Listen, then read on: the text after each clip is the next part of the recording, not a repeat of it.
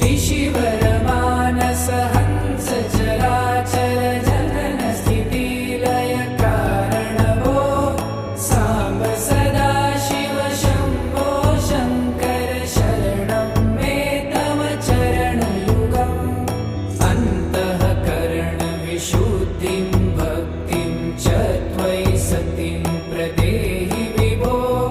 साम्ब सदा शिव शम्भो शङ्कर शरणं मे तव चरणयुगम्